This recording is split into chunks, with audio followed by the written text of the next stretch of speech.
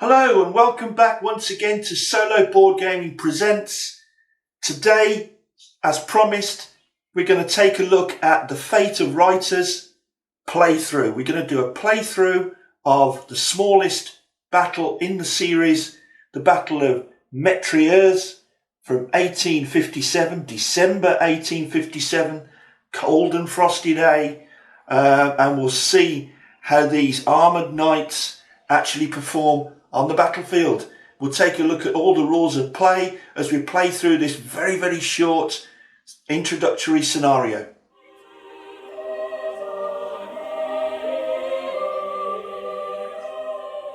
Okay, so we've set up the map per the scenario instructions.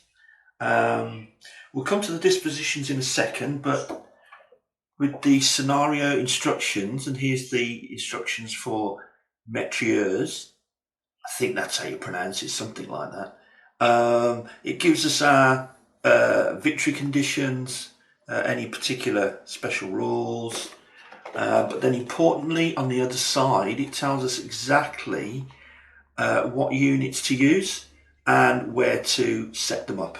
So we've got the Catholics in the north of the map here, herring down this road in the main to chase down this very small Huguenot force, the Protestants, which are trying to escape their clutches. Basically, the Protestants here earn victory points by escaping off the map from zone 35, which is this zone here, or zone 40. Now at first glance it looks, well, that's fine. In their first turn they can just disappear off, but that's not quite as so straightforward, so we'll come to that in a moment. The Catholics here need to prevent them doing that as far as they can. If we just, on turn one, although it's the Catholics' turn first, the Catholics will take the first turn because they will hold the initiative just for turn one. But all the same, if the Huguenots disappeared off the map here, yes, they could all escape. They could escape without any harm whatsoever. The important thing, though, in the rules is the baggage here cannot move. And simply, if the Huguenots just disappeared off the map, the Catholics would capture their baggage. And that would prevent a Huguenot win. The most you can get out of that kind of tactic is a draw. And if that's what you're going for, then why would you play the game? So the Protestants need to add to the amount of victory points that they can get by not only exiting off the board, but also eliminating at least one of the Catholic gendarme units. The gendarme units are up here, the heavily mounted knights. We'll have a look in a second, before they disappear off the map. So basically they've decided to turn round and fight a rearguard action to give the Catholics a bloody nose before disappearing off the map. Now we only have 4 game turns in which to try and make that happen. The Catholics, of course, don't want that to happen. They want to capture the baggage train without losing any of their gendarme units. So let's take a look at the map. Most of the map is 0 level, so there's not a lot of elevation on here at all. So if you look at the yellow squares, each one starts with a 0, which shows us that the elevation is 0. So it's fairly flat all the way along, except it's still flat here, look, zeros, except this sort of northwest quadrant here, where the elevation goes up to 1 and then to 2. See there, 2, there 2. And this forested area here is also slightly raised. This is level 1. But everything around it, where most of our combat, if not all, is going to happen, is a fairly flat plain. And I think it's interesting. It's beautiful, beautiful graphics. This battle takes place on the 10th of December 1587. Sorry. So it's nearly Christmas. And we can see in the woods here, which haven't gotten yet any sunlight piercing the dense woods, we can still see some very light snowfall, or more likely heavy frosts in the woodland there. Other details we have on the map. We have a small village here, La Chapelle, Château du Villard, La Vieille Chapelle, La Pellerie, Chavagnier, and the Huguenots here are in the small village of Mollard. Interesting, those small villages, because you will notice that each of them is has a number 2, Roman numeral 2 there, look. Whereas that one is a 1, showing that it's open, clear terrain, whereas these villages are slightly more difficult to move through. So they are given a designation of 2.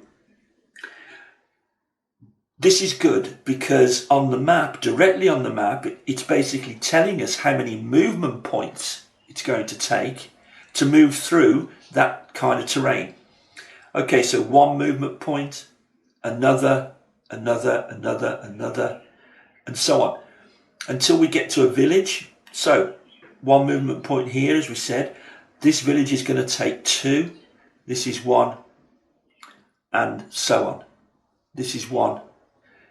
The woods here are 3 points. Something very important about these woods. First of all, the square, instead of yellow, is brown. It means that that zone of woodland completely blocks line of sight between here and here. Also, because it's dense, it costs 3 movement points to move into. Like so. To move from zone to zone, there are 2 brown lines. Now, again, brown is the colour code for line of sight blockage. So there's no line of sight between this dense woodland and that piece of dense woodland. And also, going from there to there, within the woods, costs an extra 2 movement points because of those brown lines. So if you see, if you are in there and you move to here, it's going to cost you 3 movement points to move in, and another 2 to cross that double brown border. So moving from there to there would cost you 5 movement points. Very dense woods. Even to move into the woods at all, let's say from this zone here, costs you 3 movement points. That's the obvious bit to move in. But because this border here is a solid line and not dotted like the others, it doesn't cost anything to cross a dotted line. But to cross a solid line takes 1 movement point. So to move from here into these thick woods costs 3 movement points and another movement point to cross that yellow line. 4 movement points. And again, I just think this is a great rule. If you think about the armies of the time, if you pay 3 movement points to move into any one zone, then that unit has to take a quality check. If it fails the quality check, the unit becomes disorganized. It gets a DS marker, like so. If you pay, by moving from here to here, 3 movement points and the extra one there 4 movement points, then there's no quality check because the disruption is automatic. So to move from any of these zones here into those woods, you're automatically disrupted, and that makes so much sense. You're entering deep woods, it's going to break up any formation. So that's interesting to bear in mind. For me, it's telling me that within reason, unless desperate measures are required, these woods are more or less out of bounds. It might be a good idea now to go a bit closer down to the map to look at the individual forces. So these are the Huguenot forces holed up in the village of Mollard. Notice the terrain they're in. First of all, it's flat terrain because the yellow square begins with a 0. Then there's the Roman numerals 2, so it's difficult terrain, and it costs 2 to move into it.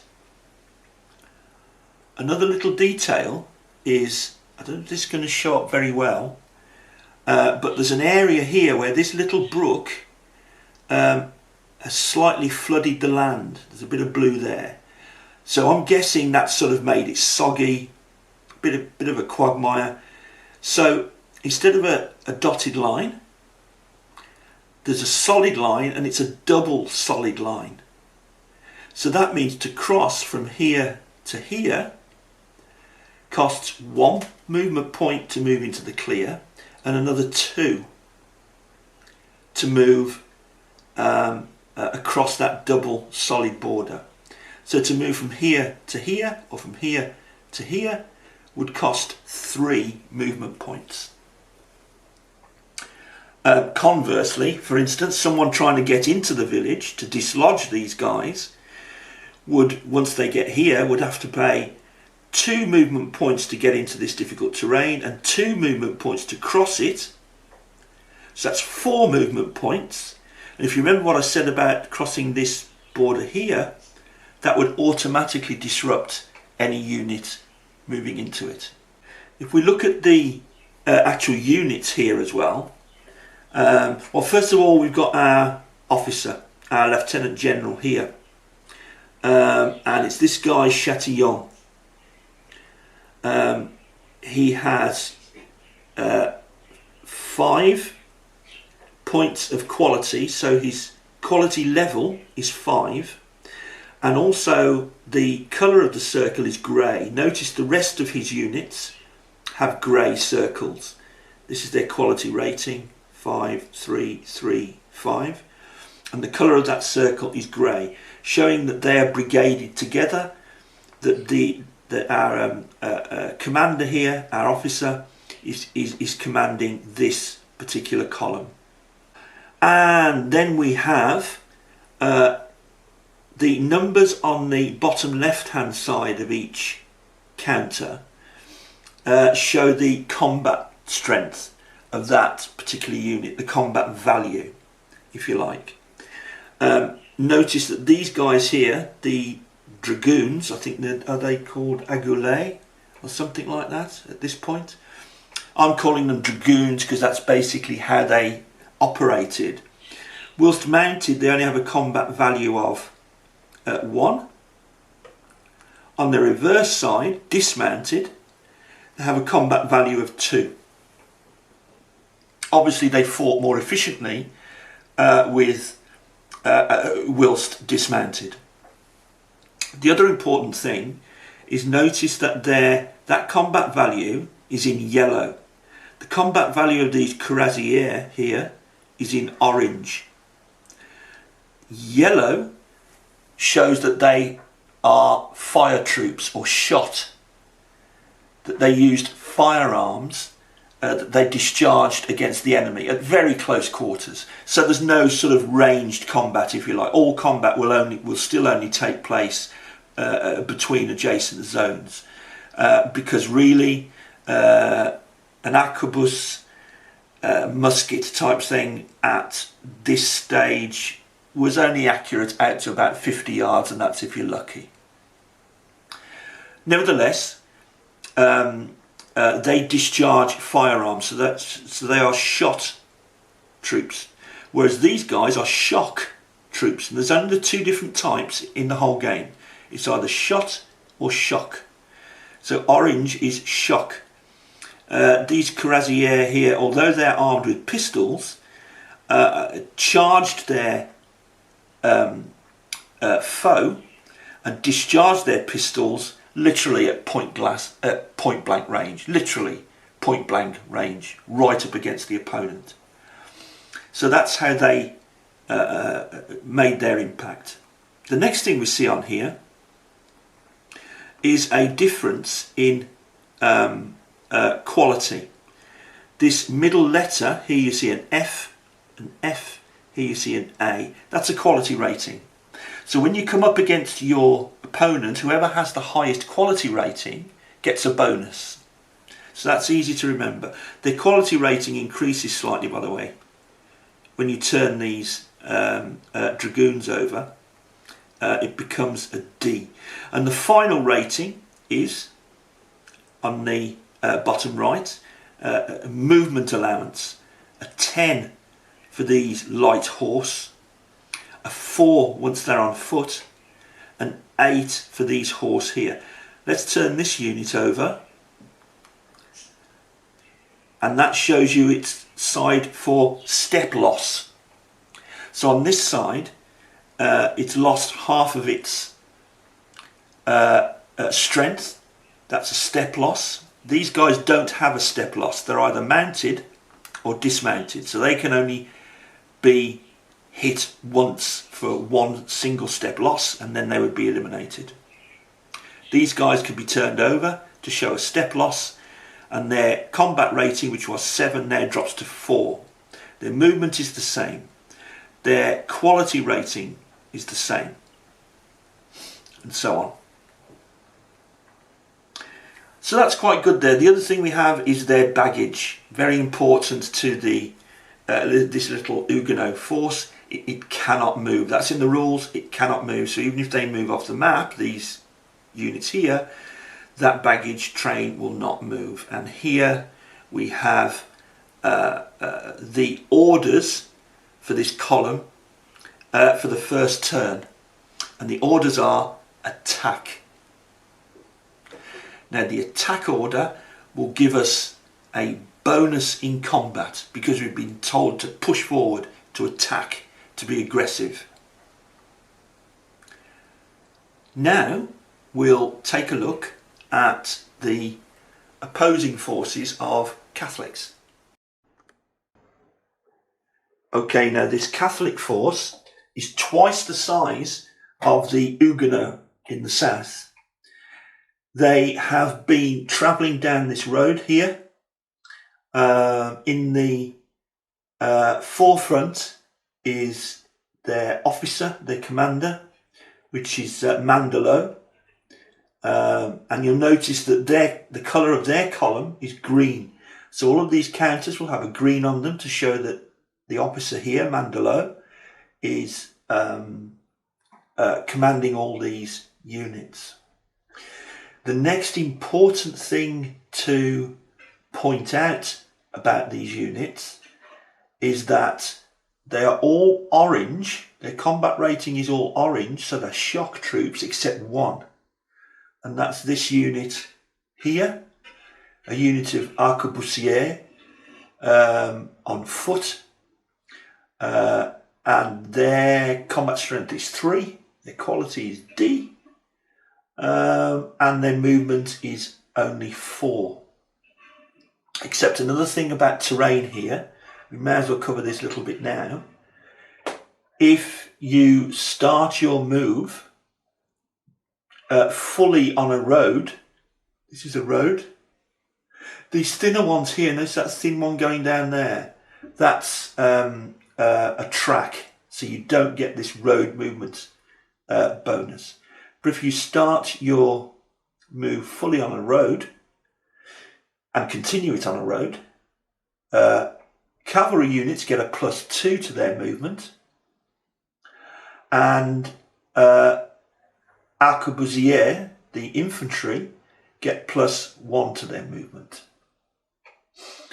Now, something I've just noticed actually that I haven't put on there is that if you remember, the Huguenots in the south, their opening order for the start of the game is the attack order.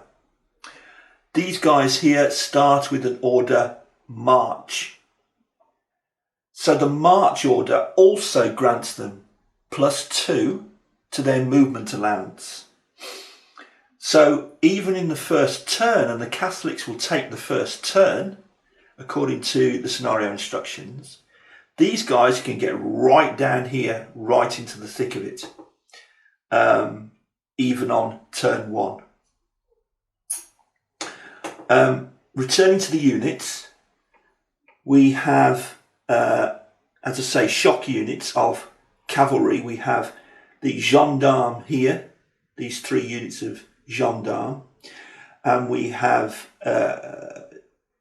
chevaux légers, I think they are, these units here, which are very similar units, not quite so heavily armoured, but they were again shock troops.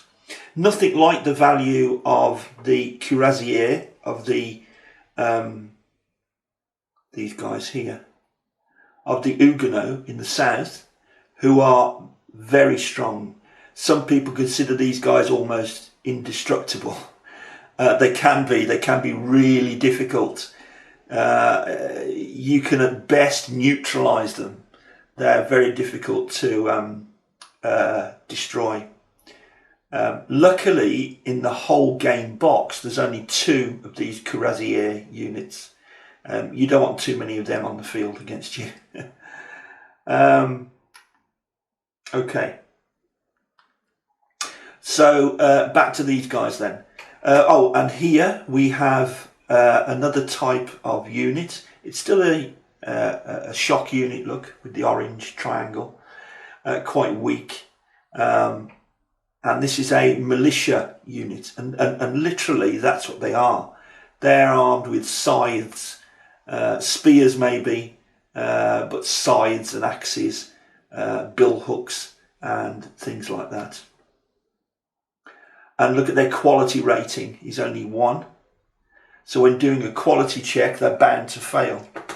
Except I can now introduce yet another rule, and that is any unit that is in the same zone of control as its commander can use its commander's quality rating when taking a quality check rather than its own. And these militia would certainly do that, because their quality rating, as we said, is just 1. Their commander is 4. So as long as they're together, the commander can help keep them in check and keep them motivated in combat. But an important thing to consider as well, during this period, most fighting units were part-timers. Most of them had crops to get back to, harvests, and families to get back to, and would very rarely fight to the death. Highly likely to retreat, hold back, not quite take part if they can possibly get away with it. Apart from, I suppose, some of the really professional mercenary units like the Reiters, for instance, where this game gets its name from, Fate of Reiters. So there we are. So if we go back up here just for a moment then, these units of gendarmes are the French heaviest cavalry. They're the big boys, they're the shock troops, very high morale. It's very strange that in these days where so much gunpowder was being introduced to the battlefield, that these armoured knights with lances were still charging against opposing units at full pelt with a lance, fully armoured, partially armoured horses as well.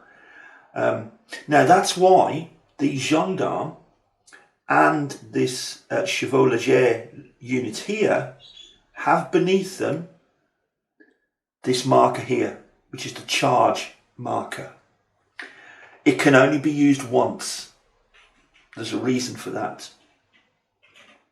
So all of the really heavy armoured cavalry start the game in each of the scenarios with a charge marker beneath. During their first charge of any game, when they conduct a charge, an old-fashioned charge if you like, against an opponent, if the circumstances are right, they can use their charge bonus, and it's a real shock bonus. They will get +2 to their combat value, making that one there, instead of 3, making it a 5. This one here, instead of 4, making it a 6. So that's really, really valuable. Once they've done that first charge, that charge counter is taken away. It can no longer be used. Why? Because the gendarme here, very often, and this is how they were designed anyway, would break their lances against the bodies and the armour of the opposing forces. And they would then throw those broken lances away, and future charges or future shock combat, because they can still fight after that, would be conducted with sword and sometimes pistol, that kind of thing. So they get that shock charge bonus on only one chance per game. Okay, I've mentioned dotted lines, borders don't cost anything to cross, merely the terrain value that you're moving into. So from here to here is just 1 point. Crossing this very small river here, there's a bridge here, costs an extra movement point because, as I explained when we were looking down here or here, the solid border costs an extra 1 movement point to cross. So crossing this bridge then costs 1 to get into this terrain here, and an extra 1 to cross the border, so it would cost 2. So again, perfectly understandable here. I do like the way on these maps it's as if you're flying across them at a slight angle like this. I don't know, a 30-degree angle or something like that, because the angle of the hand-painted illustrations here, for instance, of this castle and of the trees, which you can see just sort of leaning that way. Absolutely gorgeous. I think we know enough now about the unit counters and about the terrain to go back up top and maybe start our first movement.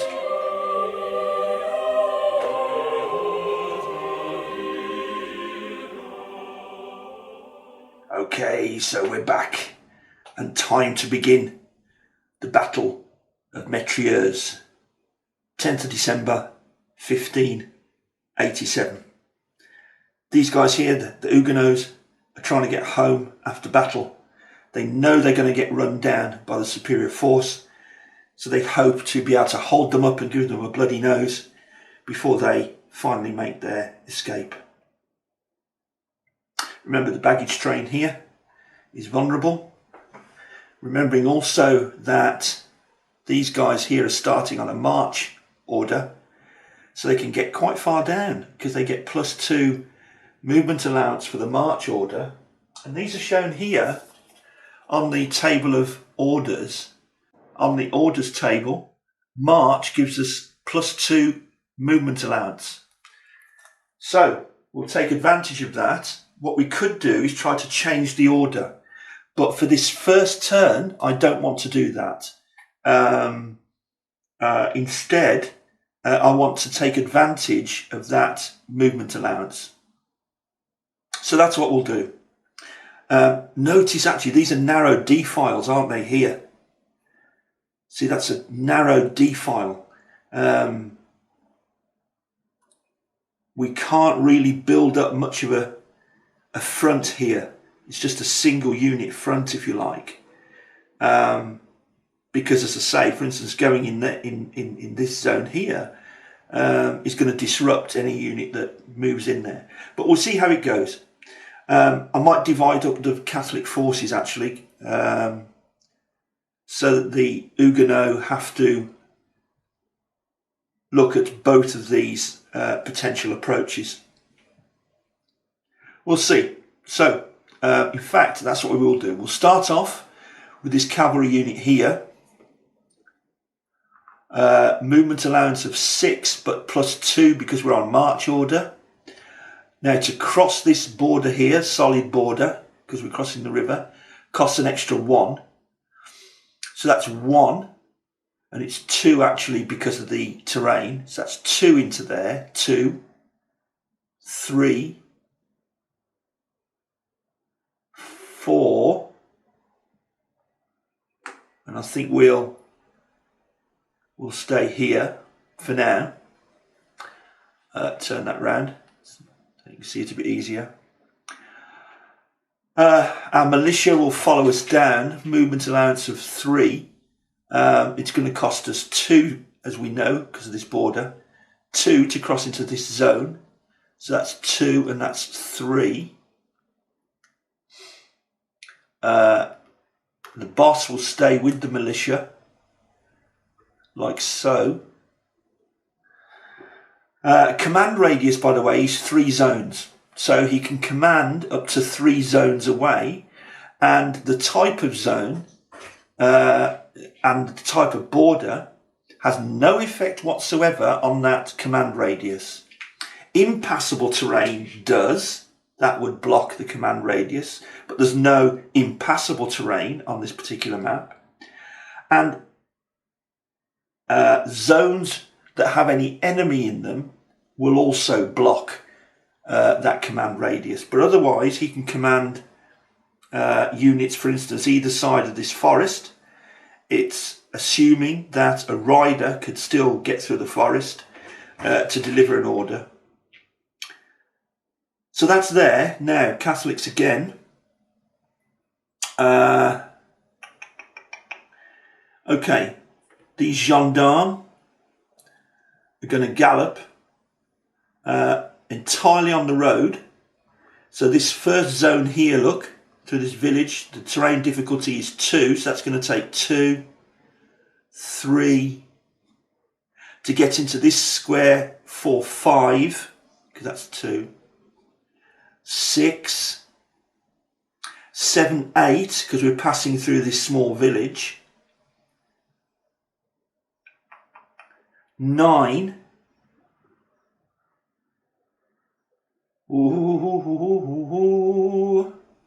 okay, that's where we're going to end up, 10. So, he used his full movement there. 2 extra movement for the march order, and 2 extra movement for using entirely road, for a total of 10. His Oppo, who started on the same square, is going to go 2, 3, 4, 5, 6, 7. He's now come off that road. 8, 7.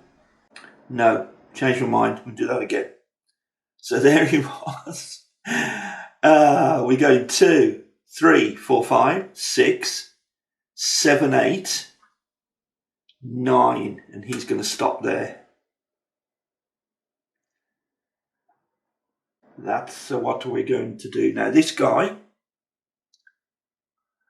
is a bit further back. This third gendarme unit. So he's going to go 1, 2, 3, 4, 5, 6, 7,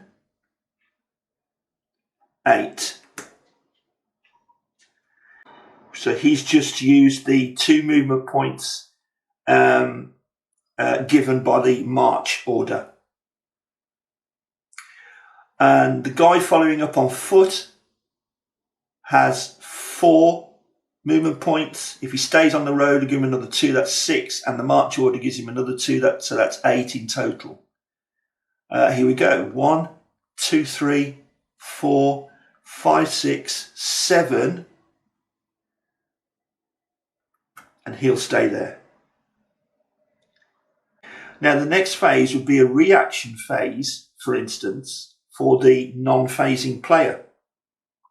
There can't be any reaction because no one has moved into an adjacent zone. So there's no reaction there.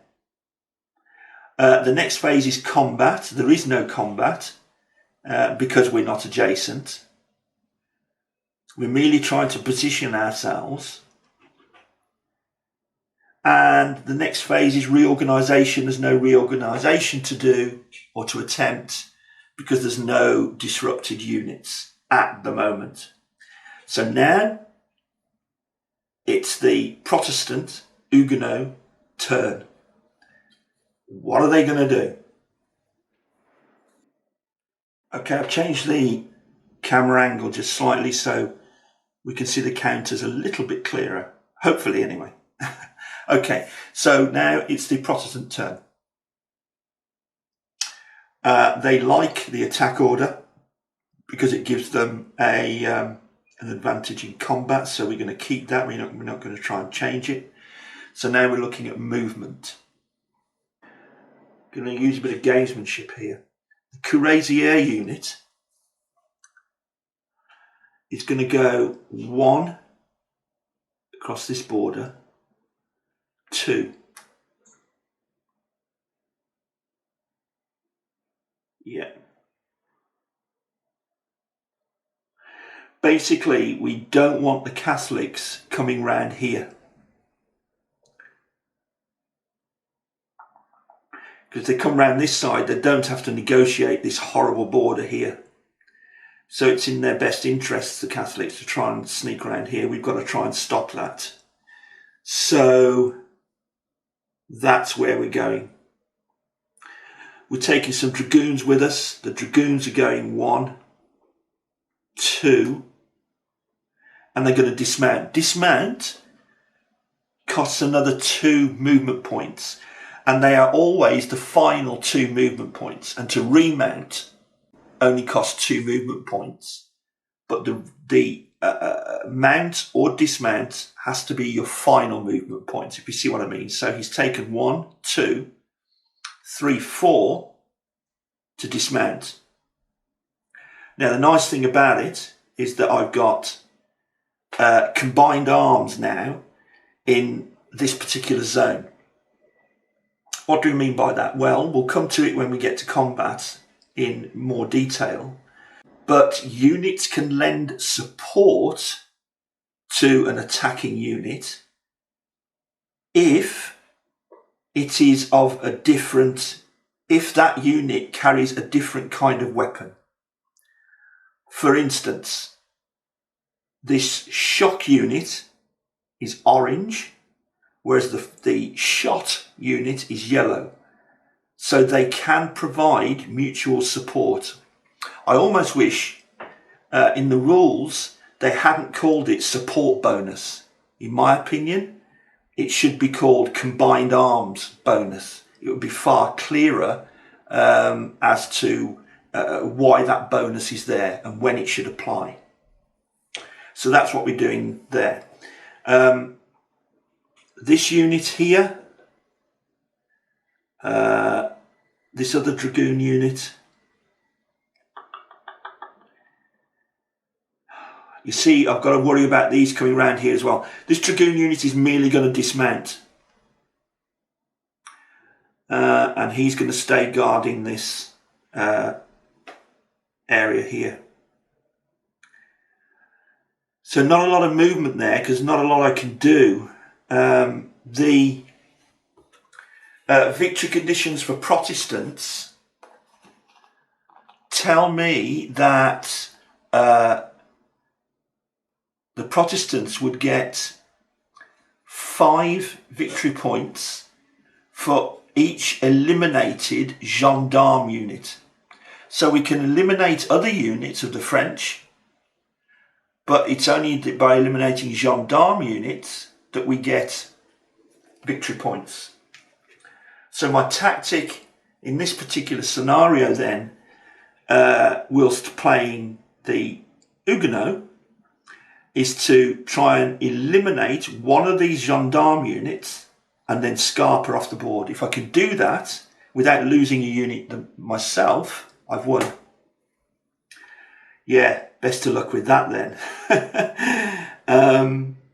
But I've no choice at the moment. So that's what we're going to try and do. Because this zone here, adjacent to the gendarmes, was previously empty, and now at least one of my units has moved into that empty zone, this unit here can carry out a reaction. One of the reactions could be a cavalry withdrawal. But in order to do that, my movement allowance here would have to be greater than any movement allowance here to enable me to withdraw before contact. It isn't. My movement allowance, for instance, is 6, and here it is 8. So I can't do that. Can I do a counter charge? Well, yes, I could. Because again, my movement allowance would have to be greater than any movement allowance in this zone. So these shock troops can't do a counter charge. Oh dear. If we had troops capable of shot or fire, look, here, then they would have been able to react by firing on these units. So this guy here at the moment is in a whole world of trouble. So that's the reaction segment. Basically, this unit couldn't react. We now go back to the Huguenot turn, and their next phase is combat. There's only one combat possible, and that's between these units here. And we're going to use combined arms combat, because we hope to be able to completely eliminate this gendarme unit here. So, first of all, you place your lead attacker to the front of the border, like so. The lead defender also comes to the front of the border, like so. There is only one defender anyway, so there's no argument there. What we'll do now is we'll use the age-old things that we normally do, and I have done on some very early videos, to add up our combat modifiers. We'll use an additional set of dice, because look, here's our table. This will be our combat table here, and there's a whole heap of modifiers that we need to go through.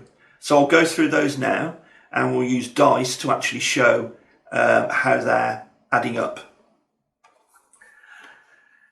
Okay, so first of all, we'll look at the attacker. Now the attacker gets a +1 for acting under the attack order. Now, as I said right in the beginning, that means we've been told to be aggressive in the attack. So we've got a +1. The next thing we get is +1 for the support here. This unit is going to support us in the attack. So we get +1 for support, so that gives us a 2. As I say, I wish that support bonus would have been called a combined arms bonus, because it would make more sense. Any supporting unit has to be a different combat colour, here in yellow, than the lead attacker here in orange. So you've got both shock and shot troops acting together. So that's a total of 2. One for the attack order, one for the support. Class modifier. These are our lead units that we're looking at now. A class outranks E class. So we get 1 for a class modifier. 3. Like so.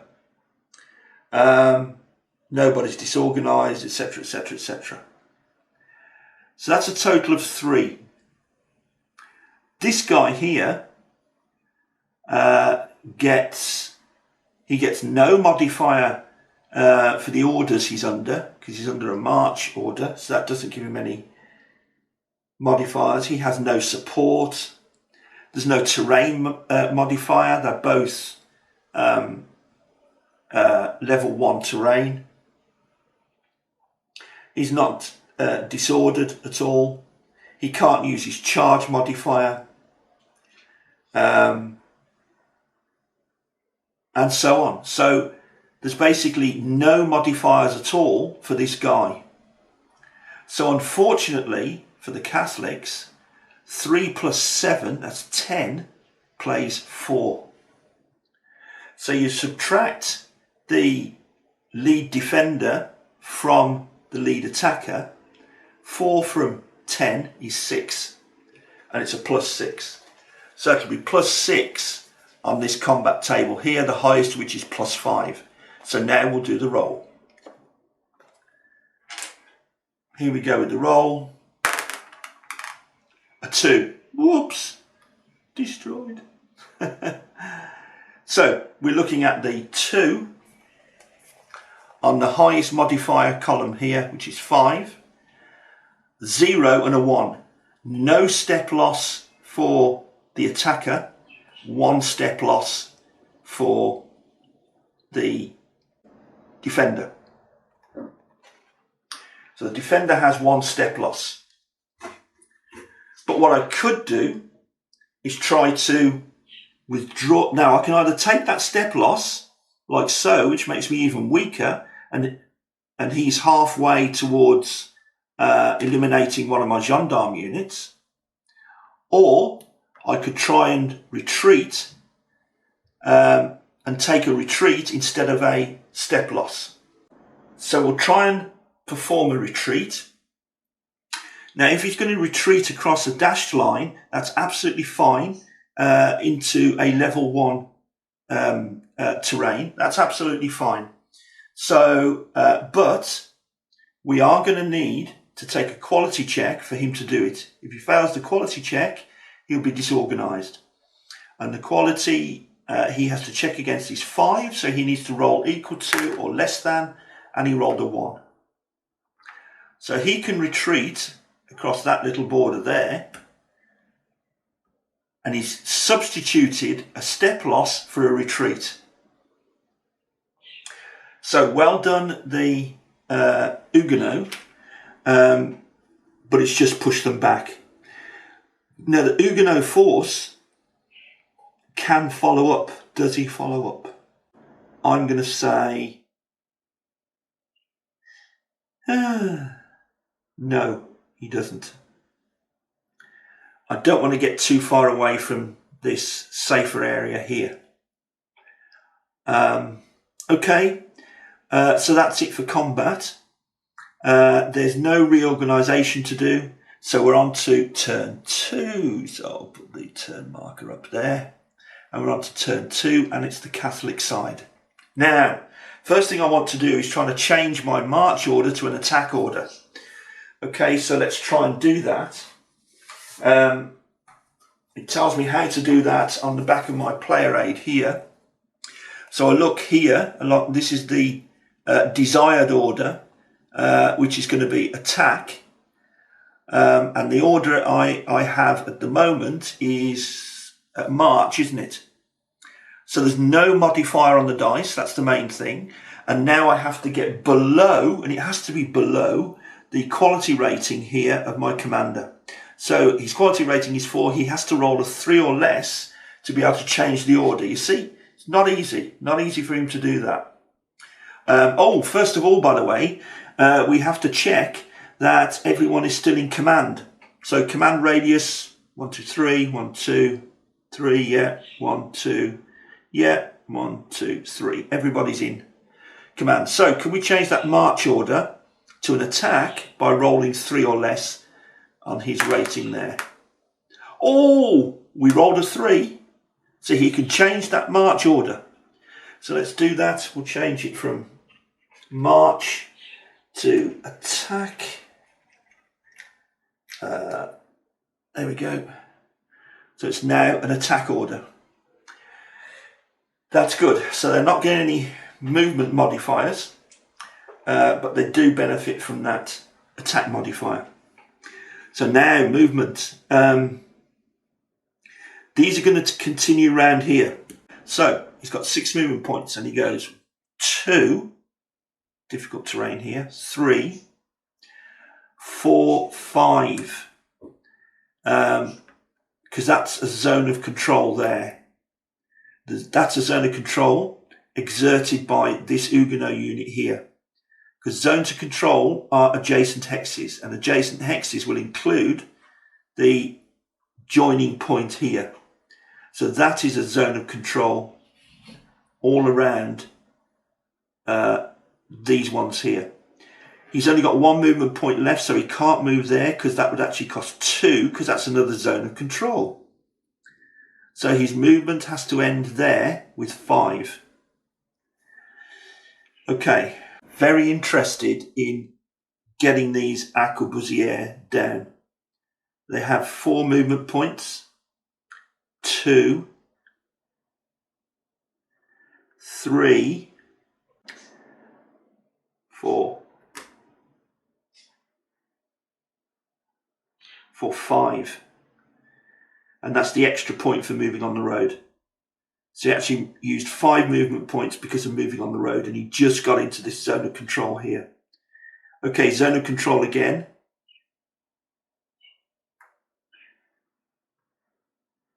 Costs 2 to move into there. And that one also costs 2 to move into there. It's all right, I'm just staring at this, just wondering where I'm going to... I'm now going to move 1 to there and an extra 1 for the zone of control. So that's 2. And we're going to go 1 there. Officer here.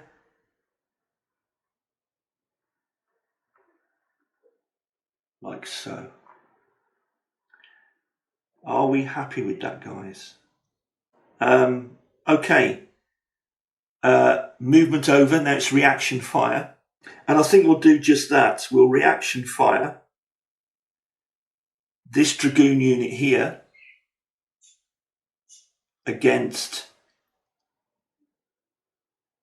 these chevaux légers here. They will reaction fire. They're a shot unit. So they fire their arquebusiers, their matchlocks at this mounted unit here. Now, although it's me doing the firing, I'm still the defender and this is still the attacker because it's their phase, if you see what I mean. So let's add that up. Let's go. First of all, to be able to carry out the reaction fire, this unit has got to take a quality check. His quality is only 3, but remember I explained before, we'll use this quality rating here of the commander. The commander is in direct control of these Dragoons. So we're rolling against a 5. So we need equal or less. And we've got a 5. Oh, good job we used the commander. If the commander hadn't been there, that unit would have failed the quality check and would not have been able to carry out reaction fire. But it can carry out his reaction fire. So let's take a look at it. He is, first of all, has an attack order. So that gives him +1. Actually, we'll do the attacker first. Here's the attacker. He has an attack order, so he's a +1. And that's it. He can't use his charge bonus because this is a reaction. And that looks like it. Whereas this guy here can use the attack bonus for the attack order. He has a quality of D against E. So he has that. And now we look again on our player aid. There's a really nifty chart here for attacks. And we look at the attacker, which is the Chevaux Léger, which is here, there he is. And he's attacking against level 2, terrain type 2. So the defender gets a +1. So the defender gets a +1 here. So defender is now 3. And he's attacking across this dotted line, remember, so there's no additional bonuses to that. So the attack rating is 3, 4. The defense is 2 and 3 is 5. So it's 4 take away 5, which is -1. So we're on the -1 column on the table here. Let's roll our die. And it's a 3 on the -1 column. And we have attacker disrupted and the other guy's got to do a quality check. So the attacker is disrupted. So we need a disruption counter, like so. Again, that makes a lot of sense. Dragoons see them coming in, break them up a bit, disorganise them before they get to attack. This guy's got to roll against his quality, but again, we're going to use the commander. So it's 5 or less. Oh, again, roll a 5, you know. Thank goodness the officer's there. Steady, boys, steady. So they're fine.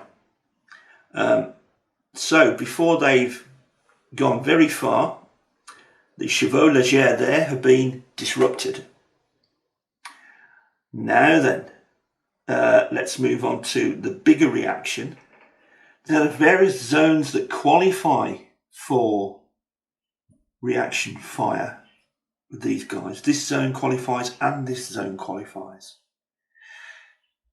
These guys could withdraw before combat because their movement allowance is greater than any of these movement allowances, but that would abandon the Dragoon unit, which would not qualify for the same criteria. So that Dragoons unit would almost certainly be eliminated. We will try a reaction charge against this reaction zone here with these guys. Okay, so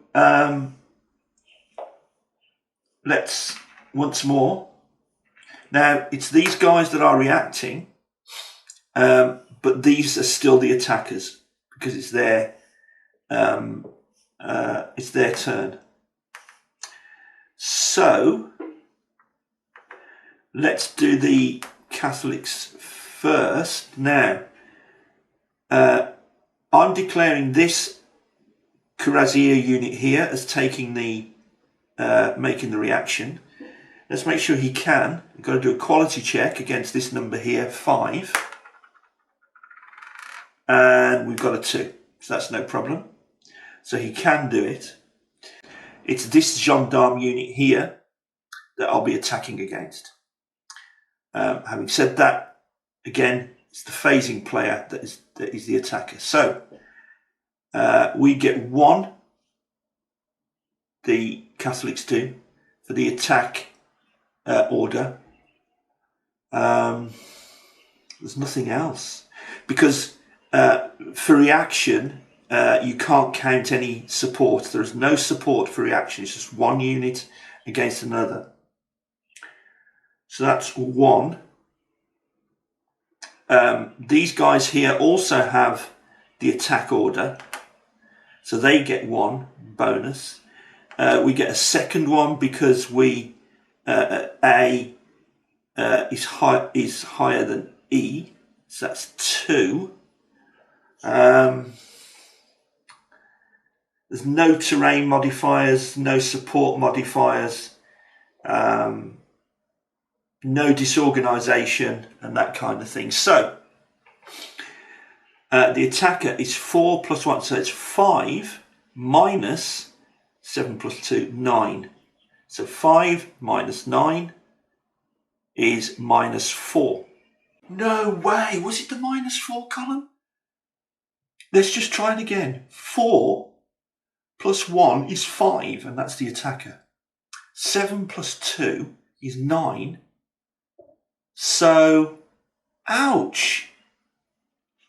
Yeah, so 5 minus 9 is minus 4. And you rolled a 1. Now look what's happened here. It's 2. So the attacker 2 step losses, defender 0. And the attacker has a hash mark next to it, which means that the step losses have to be taken. They cannot be substituted at all. 2 step losses against this unit here. What does that mean? That unit is eliminated because it can't take 2 step losses. It's out of the game. So the Huguenots have completed what they needed to do, and that was to destroy a gendarme unit. If they can get out of here now on their turn, they will have won this scenario. So here we go. Another rule I play by is one of the advanced rules, and that is if there's a step loss, all units in the zone with them have to take a quality check, because they've seen the shock of those units being bloodied, being lost, the shock of all those dead.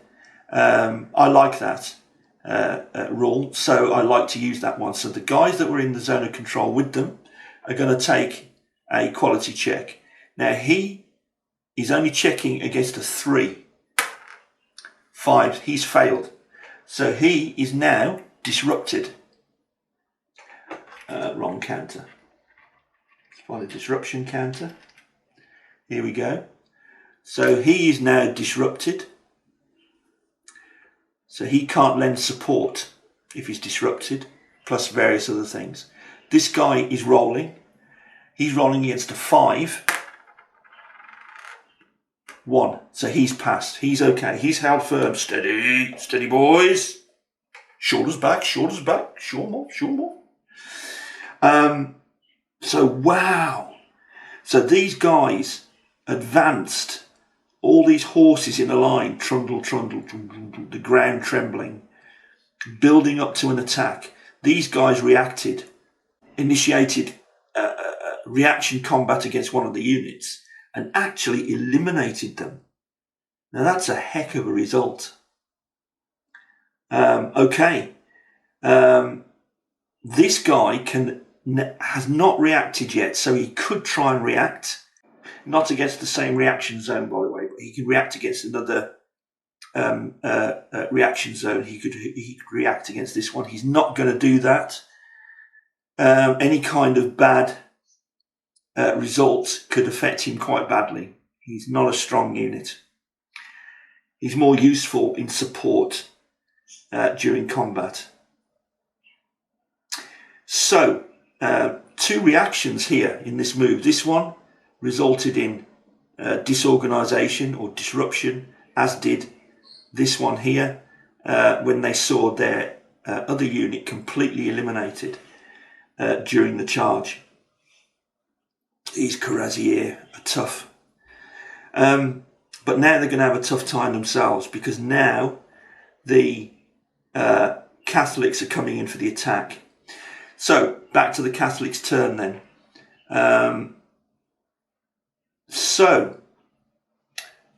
These guys are going to put in an attack on these guys.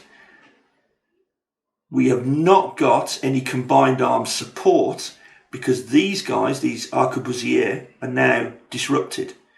So it's a straightforward, these guys against these, but these have got some support. So let's take a look. We look at the attackers first. We have the attack order, which gives them a 1. It's on level ground from one terrain to one terrain. So they can use their really powerful charge modifier. So they're putting in that a fully fledged charge with lance. So that's going to give them a +2. So that now gives them 3 in the charge. These guys have the attack order, and they have the combined arms support. That's another 1, so that's 2. There are no terrain modifiers, so I think that's where we are. So this full pelt charge with lance here is going to give us 4 + 3, 7 against 9. 7 minus 9, we're still at a disadvantage of the Catholics. 7 being the attacker minus the 9 of the defender is -2. So we're going to roll on the -2 on the combat table, which is here. Could be bad for the attacker. Oh dear, no. Okay guys, let's go. Oh, it's a 5. Let's have a look. So we said on the -2, didn't we? And we rolled a 5. Oh, each have to take a quality check. The lead attacker and the lead defender have to take a quality check. So let's do that. Quality check for this guy is a 5, so he wants a 5 or below. He's passed. And this guy is a 5 or below. 5 just. So that ended in a stalemate. And now we remove that charge modifier. His lances are broken. That's great. That really is cool. Okay, now we can attack here across this junction zone. So this guy is going to put in a full charge. Again, look, using his full charge modifier against these. So it's more or less the same, I think, but we'll go through it anyway. For the attacker, his attack modifier of 1 because of his attack order. 2 more for the charge, so that's 3. There are no more modifiers. This guy has 1 because he is a higher class. A plays E. And 1 for the support. There's no terrain modifier, so that gives him a 2. So once again, the attacker is 7 minus 9, 7 and 2, which is -2. So let's go again. We're on the -2. Roll that dice, and it's a 5. And we know what that is, don't we? 5 on the -2. Quality check, quality check. So let's do it the other way around this time. I don't know why, this is a bit of fun.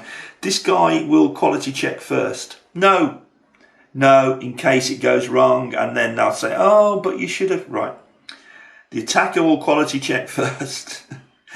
So he goes in 5 or less. Oh, a 6! We take away the charge modifier anyway, and he's now disrupted. Ouch. This guy, he's got a 5 or less, and it's a 5. He just escaped. So he's not disrupted. Dear, oh dear. all these Catholic units that are now disrupted. There's only one more possible attack. Will this guy here, he's disrupted.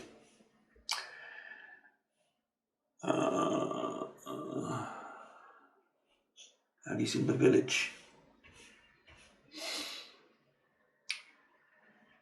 No, he'll leave it. That's where it stays. So, reorganization phase. You would normally roll against the quality rating of each of these disrupted units to see if they could remove the disruption. And they can only do that in A, if they're within command radius.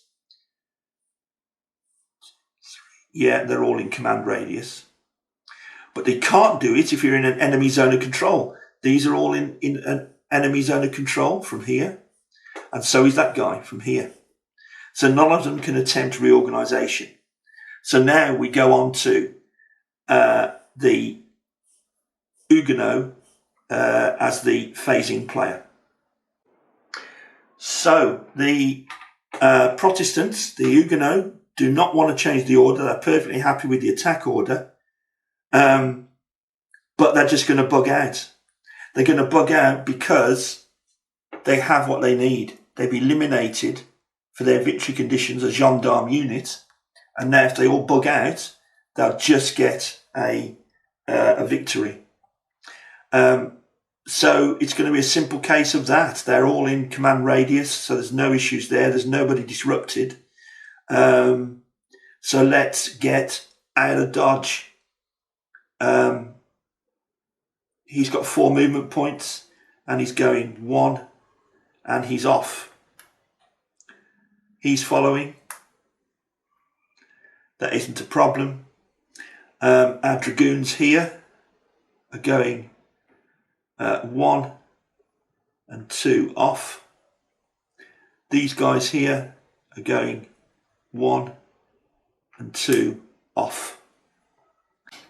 The Catholics, of course, will get the baggage train, but the Protestants have just enough to win, so they'll have won by the end of turn 2. There's 4 possible turns in this scenario, but there's the answer there to some people who thought, well, surely all they've got to do is retreat. Well, not quite. They need to take out a gendarme unit first. Now, admittedly, they were lucky. This is the 4th time I've played this simple little introductory scenario. It introduces a lot of the rules and introduces them in a very gentle way, if you like. But it's the 4th time I've played it. I look at these scenarios, especially the smaller ones with just a few counters, because it's so quick to set up. I mean, it's 5 minutes to set up such a small game. I look at them as puzzles, and it is a puzzle because I've played it different each and every time. I've heard say, for instance, that these guys are, these Cuirassiers for the Huguenot are completely indestructible. Well, it's not quite true. They're very, very difficult, but they can be neutralised. I can't remember the exact moves, but if I take those out of the way for a second. Last time it ended up something like, I think as the Catholics, we came down here, something like that.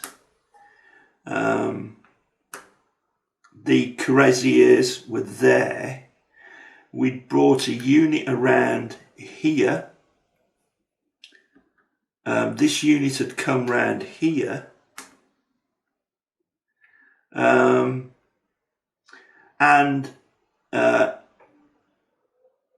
after a couple of attacks, because these were on the attack order, the Huguenot, they have to take step losses. And once you get 1 step, and okay, it's going to take a lucky roll, but if you can get 1 step loss, he's then no better than you are. See? His strength goes right down to 4. And it's even possible to isolate him. just thought of this one. Well, I thought of this one just after the last game. To isolate him here, like so.